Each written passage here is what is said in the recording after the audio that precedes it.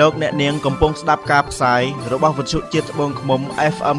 88 MHz លំដាប់តទៅនេះសូមជូនព័ត៌មានខ្លី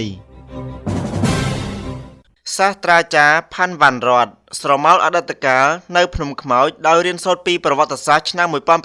1979ដើម្បីការពារសន្តិភាពនិងជីវិតមនុស្សនៅតាមព្រំដែនភ្នំពេញ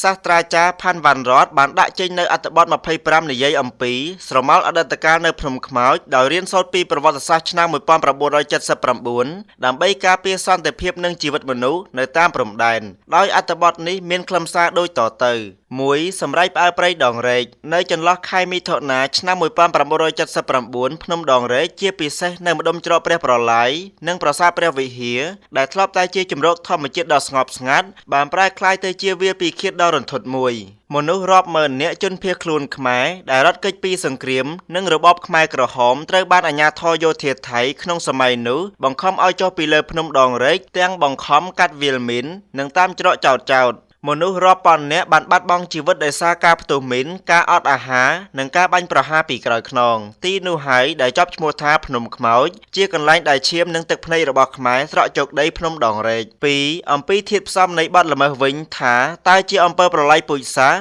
ឬឧក្រិដ្ឋកម្មប្រឆាំងមនុស្សជាតិយោងតាមច្បាប់អន្តរជាតិសោតនីយកម្មភ្នំដងរែកឆ្នាំ1979មិនមែនគ្រាន់តែជាការរុញច្រានជនភៀសខ្លួនធម្មតានោះទេប៉ុន្តែវាមានធាតុផ្សំនៃឧក្រិដ្ឋកម្មប្រឆាំងមនុស្សជាតិដោយការធ្វើទុកបុកម្នេញការសម្លាប់និងការបណ្តេញចេញដោយបង្ខំជាប្រព័ន្ធនិងទ្រង់ទ្រាយធំប្រឆាំងនឹងជនស៊ីវិលធាតុផ្សំនៃអំពើប្រល័យពូជសាសន៍ដោយការបង្ខំឲ្យមនុស្សរាប់ម៉ឺននាក់ដើរចូលទៅក្នុងតំបន់គ្រោះថ្នាក់វាលមីនដោយដឹងមុនថាពួកគេនឹងត្រូវស្លាប់ឬរងទុក្ខវេទនាយ៉ាងធ្ងន់ធ្ងរដោយចាត់ទុកថាជាចេតនាបំផ្លិចបំផ្លាញក្រុមជាតិសាសន៍ណាមួយ3ទិដ្ឋភាពច្បាប់អន្តរជាតិនិងកាតព្វកិច្ចចងចាំប្រវត្តិសាស្ត្រការយល់ដឹងពីទិដ្ឋភាពច្បាប់អន្តរជាតិផ្ដល់នូវពន្លឺនិងការយល់ដឹងយ៉ាងជ្រាលជ្រៅអំពីតម្លៃនៃយុត្តិធម៌និងការចងចាំច្បាប់គ្មានអាជ្ញាយុកាលដោយយោងតាមអនុសញ្ញាអង្គការសហប្រជាជាតិឆ្នាំ1968និងច្បាប់ព្រហ្មទណ្ឌអន្តរជាតិឧក្រិដ្ឋកម្មប្រឆាំងមនុស្សជាតិនិងអំពើប្រល័យពូជសាសន៍មិនមានការកំណត់ពេលវេលារលត់អាជ្ញាយុកាលឡើយនៃពិតប្រាកដនៃគោលការណ៍នេះគឺដើម្បីបញ្ជាក់ថាពេលវេលាមិនអាចលុបបំបាត់ការពិតឬលាងជម្រះអំពើខុសឆ្គងបានឡើយ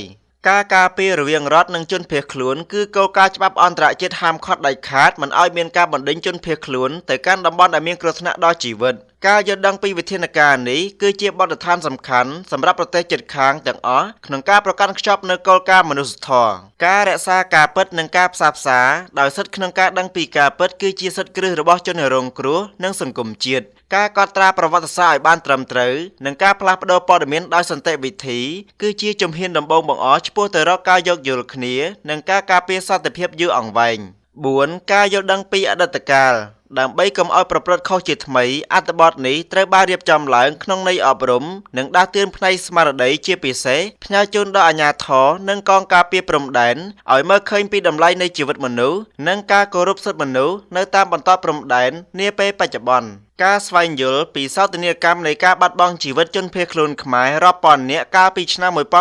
1979គឺជាមេរៀនប្រវត្តិសាស្ត្រដ៏ធំមួយដើម្បីរំលឹកដល់កងទ័ពនិងអាជ្ញាធរគ្រប់ភាគីថាអំណាចអាវុធនិងអំពើហិង្សាមិនមែនជាដំណោះស្រាយឡើយហើយការធ្វើទុកបុកម្នេញទៅលើពលរដ្ឋស្លូតត្រង់គឺជាទង្វើដែលប្រវត្តិសាស្ត្រនិងច្បាប់អន្តរជាតិមិនអាចមើលរំលងបានឡើយអំពើអមនុស្សធម៌ដែលបានប្រព្រឹត្តមកលើជីវិតមនុស្សតែងតែបន្សល់ទុកនូវស្នាមរបួសក្នុងប្រវត្តិសាស្ត្រការរំលឹកឡើងវិញនៅរឿងរ៉ាវនេះមិនមែនគឺដើម្បីបង្កើតកំហឹងឬការគុំគួនពូជសាសន៍នោះទេប៉ុន្តែគឺដើម្បីធានាថាកំហុសឆ្គងដ៏រន្ធត់ក្នុងអតីតកាលនឹងមិនត្រូវកើតឡើងជាថ្មីម្ដងទៀតឡើយនៅក្នុងទំនាក់ទំនងរវាងប្រជាជននិងប្រជាជននៅតាមព្រំដែន